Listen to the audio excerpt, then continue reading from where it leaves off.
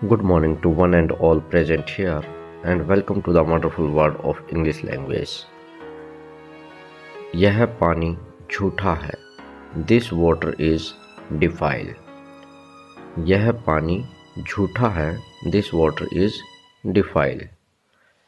यह गिलास झूठा है. It's a used glass. यह गिलास झूठा है. It's a used glass. यह तो मेरे बाएं हाथ का खेल है. It is the simplest task for me. यह तो मेरे बाएं हाथ का खेल है. It is the simplest task for me. ऐसे ही डेली रूटीन में बहुत सारे सेंटेंसेस आते हैं, जैसे वहाँ तक जाओ, go up to that point. वहाँ तक जाओ, go up to that point. कभी कहना हो बालों को खोल दो, तो बोले अनटाई योर हेयर. बालों को खोल दो, अनटाई योर हेयर. बालों को बांध दो, टाई योर हेयर. बालों को सुलझा लो, डिटेंगल योर हेयर. बालों को सुलझा लो, डिटेंगल योर हेयर. दीवार के साथ लग करके बैठना, तब क्या बोलेंगे? टेक लगा कर बैठो. Sit against back rest. जैसे गाड़ी में बैठे हैं तब बोलते हैं टेक लगा कर बैठो, सिट अगेंस्ट बैक रेस्ट. बच्चे की नज़र उतार दो. ये सेंटेंस बहुत यूज होता है. Cast off the evil eye of the child. बच्चे की नज़र उतार दो, cast off the evil eye of the child. लगता है आज मेरी क्लास लगने वाली है. It seems I am about to be reprimanded today. या ये भी कह सकते हो आप, लगता है आज मेरी वाट लगने वाली है. It seems to be reprimanded. Remote गिर जाएगा. अगर बच्चे रिमोट के साथ खेल रहे हैं तब बोलो रिमोट गिर जाएगा. The remote will fall down. The remote will fall down. बच्चा कई बार लेडीज़ पकड़ के चलती है तो ऐसा लगता है जैसे कि गिर जाएगा, तब बोलना है बच्चा गिर जाएगा, ठीक से पकड़ो. Hold the child firmly, otherwise he will fall down. Hold the child firmly, otherwise the child will fall down.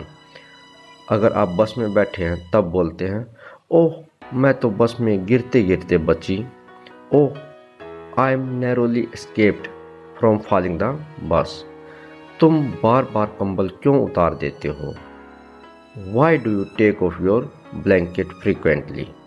जब सोते हुए बच्चे बोलते हैं तो आपस में बोलें why do you take out your blanket from frequently. आते समय वो करके आना. कोई काम बोला है तो उसके लिए बोलेंगे do that while coming home. आते समय वो करके आना, do that while coming home. आते समय वो लेकर आना, कोई चीज़ मंगवानी है तब बोले do bring that while coming home. Do bring that while coming home. ऐसे ही जब भी कोई भी सिचुएशनल सेंटेंस हो तो आप हिंदी के बजाय इंग्लिश में बोलें. जैसे चादर में दाग लग गया, the bed sheet got stained. चादर में दाग लग गया, the bed sheet got stained. Stained means दाग. चादर में दाग लग जाएगा, the bed sheet will get stained. चादर में दाग लग जाएगा, the bed sheet will get stand.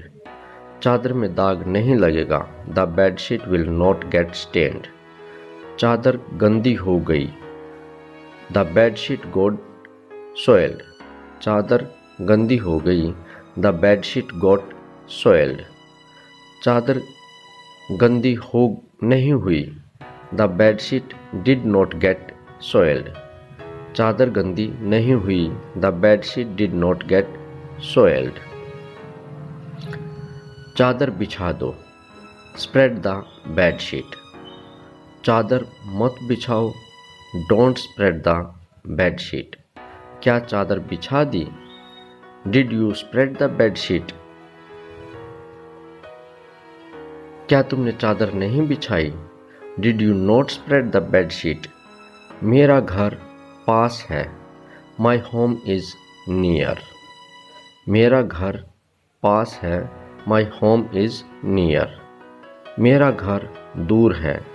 My home is far. मैं आने ही वाला था। I was about to come. मैं जाने ही वाला था। I was about to go. वहाँ मुझे 2-3 घंटे लग गए। It took me 2 to 3 hours। वहाँ मुझे 2-3 घंटे लग गए। It took me 2 to 3 hours। इसमें डरने की क्या बात है?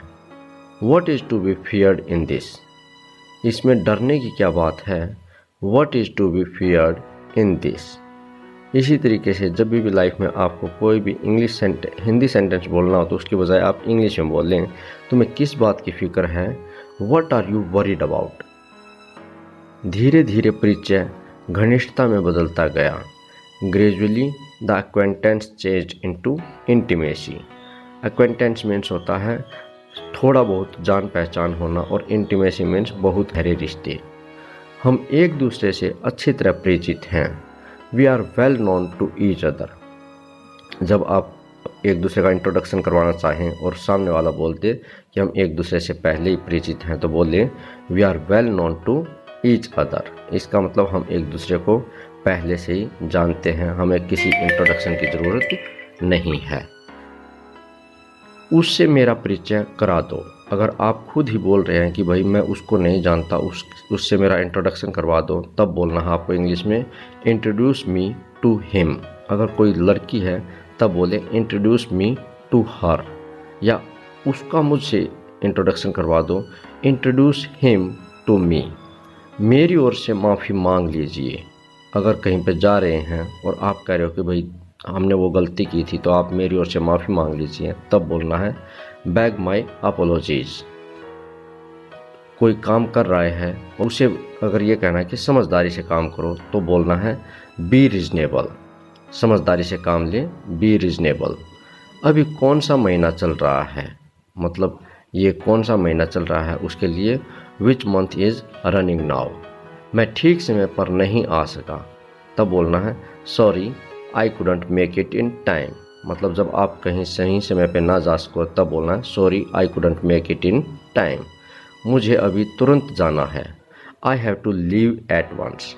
आप ये भी बोल सकते हो I have to go at once, but leave word ज़्यादा प्रीफरेबल है। So I have to leave at once. मैं नहीं आ सकूँगा। I will not be able to come. ये आई विल नॉट है और इसका कॉन्ट्रैक्शन बनता है I won't be able to come. दिल लगाकर काम करो।